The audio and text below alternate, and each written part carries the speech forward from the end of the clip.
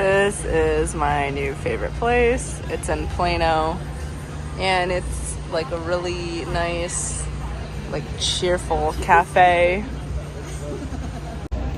So I'm just waiting for my friend to get here. It's like my friend from California. We're gonna have a meeting. He's just here for a few days, and gonna have breakfast, catch up, and then I'm gonna go to a bunch of more appointments and keep you guys in the loop. Ooh, this menu has chilaquiles, which I really like. Can't decide if I want that or skillet breakfast thing. Maybe I might actually just go with the chilaquiles. Oh, this is so pretty.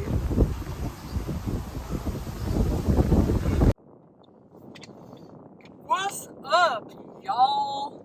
So I just left that meeting. Really beautiful part of Dallas. Now I'm on my way to the Apple store to go and find out why all of my old pictures were deleted, and I'm so annoyed about that. So I'm gonna go and find out what the deal is with that, and then I'm gonna go maybe to the gym if I have time, and then go to my Botox appointment, which I'll hopefully show you, getting Botox. And by the way, I got a haircut, so I don't know if you can tell, it's really short, and I just feel like really good in general. There's just so many good things happening, and life feels like it's moving, even though, like, you know, maybe everything's kind of in the air, but like I feel like I'm moving in a direction, and that's really nice. I want to be moving forward, you know, because I'm still a little high, I'm sorry, but I just feel like no matter how crazy you are in the moment, how sad you are, how like just uncertain you are about life, as long as you just keep moving forward, keep like doing what you're doing, you're gonna be fine. You're gonna end up somewhere, and it's gonna be a better place than you are right now, just by constantly moving. And so that's what I'm gonna do. Just keep moving. You can't sit with yourself right now in the moment. You can't feel good about your life. Like, move on to the next thing. Move on to the next thing. Have a gummy. Don't make it your routine. Move on to the next thing that might be a little bit healthier, a little bit better, a little bit smarter. And, you know, I was just feeling guilty about this because, you know, I was telling my friend, like, I just feel guilty so much all the time. I'm always leaving this situation, that situation. I'm never committing. I feel like, what's wrong with me that I can't commit? You know, like, I can't commit to this situation or that. Like, you know, my friend said, you're committing to yourself. That's what you're committing to. You're not committing to everything. You shouldn't commit to everything, because sometimes you end up in a situation, you realize that that's not the right situation for me. You know, you're with people, that's not the right person for me. You know, and I'm not the right person for them either. You know, it's a two-way thing. You could be bad for a situation just as much as a situation is bad for you. You just might not fit with that situation as optimally as you possibly could fit with a situation. So you just have to constantly be moving around and keep exploring until you get to the situation where you are good for that situation and that situation is good for you. So, like, you're not helping anybody by sacrificing yourself and staying in one place and dwelling in that place if it's not a positive place. If it's a positive place, then you should dwell in it as much as you would like. Just dwell in it and stay in it and commit to it. If it's something positive, like going on a treadmill every morning, commit to doing that. That's something to commit to. But if it's something that is maybe not 100% positive, that is maybe negative in some ways, you know, maybe commit to the good parts of it, but the negative parts might expand into your life, and you might end up somewhere that you don't want to be in. And you might end up taking somebody else in a place that you don't want them to be in. So this is a lot of it really just talking to myself and saying, listen, Pardis, you might not know which direction you're going in, but you just gotta keep going. I was having a whole conversation with my friend while we were walking, and he's a fitness coach.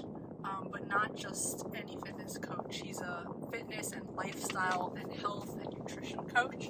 So he basically helps normal everyday people, not bodybuilders, normal everyday people just be healthy, because he saw his parents going through a really traumatic, tragic situation with their health.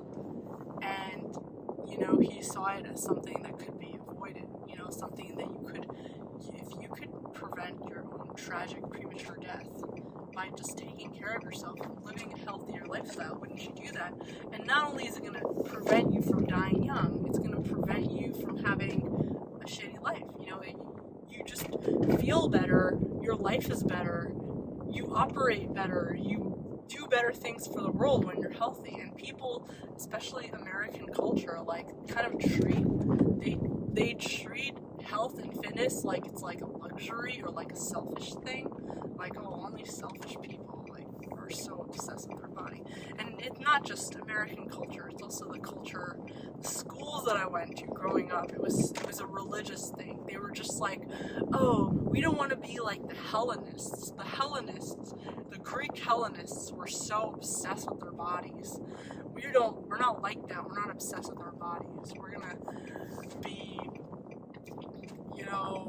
we're gonna take care about God, care about being selfless, care about other people. Well, guess what? God doesn't want you to neglect your body and just be so irresponsible with the gift that He gave you. He gave you a gift, which is your body. Your body is housing your brain. Your brain is housing your thoughts, your ability to connect with God and with other people, and to do all the great things in the world that you're gonna do. And you're gonna trash it. You're gonna trash it with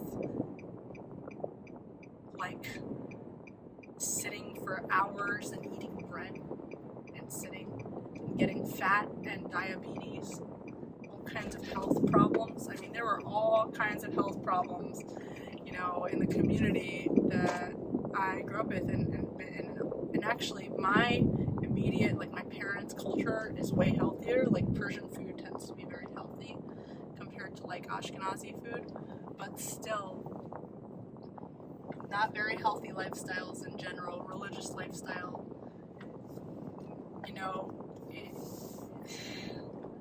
but American lifestyle is even worse. So, I mean, it's all atrocious. It's all preventable trauma, get yourself out of the anxiety, get yourself out of the negative, toxic environments. Even if it's people that are well-meaning and great, you are pushing them to get out of it too, by you getting yourself out of it, and stop making yourself feel selfish for doing that.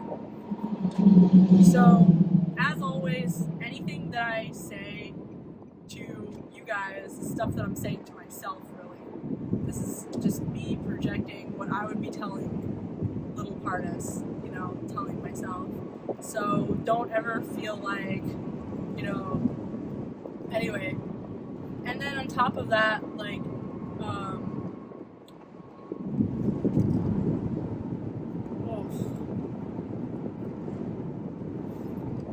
on top of that, if you are ever having questions about the gummies, always feel free to check out my shop, by the way, in the description below. That's where I sell not just gummies, but all kinds of hemp-related products for people that are in states where those products are legal. It's not only hemp-related products. The reason why I include maybe one or two other products that are not hemp-related is so that it's not necessarily just a CBD shop, but that CBD products exist in that shop, and there are things that really help me in my life. There are things that occasionally, when I use them, it helps me move forward, it helps me be more relaxed, and which is good for me because I have all these nerve and muscle problems that are related to stress and anxiety, and if I could fix them by easing my stress and anxiety, I could be prolonging my whole life in fitness. So that's what I'm going to do. And so my doctor recommended it. I'm not a doctor, so I can't recommend anything to you guys, but that's definitely something that I've been benefiting from. I know that there's all kinds of issues that people see with them, so don't ever feel like I'm telling you what's good for your life, because, you know, a lot of people don't like these gummies because they have too much and they get paranoid and it freaks them out, and I do not want to add more stress. The whole point is less stress. So this is really just formulas for myself, and you can take whatever from it that you want. But the bottom line is always keep moving, because even if you don't know exactly where you're moving to, you just keep following a direction, you're going to get somewhere, and it's going to be in a better place than you were before, because as long as you are in the habit of moving, you're going to be attracting positive, growing, moving kind of energy, and you're going to be in an environment where people are moving, and there's that kind of energy. So thanks for watching, and I hope you can like this video, subscribe to my channel if you haven't already. The streets of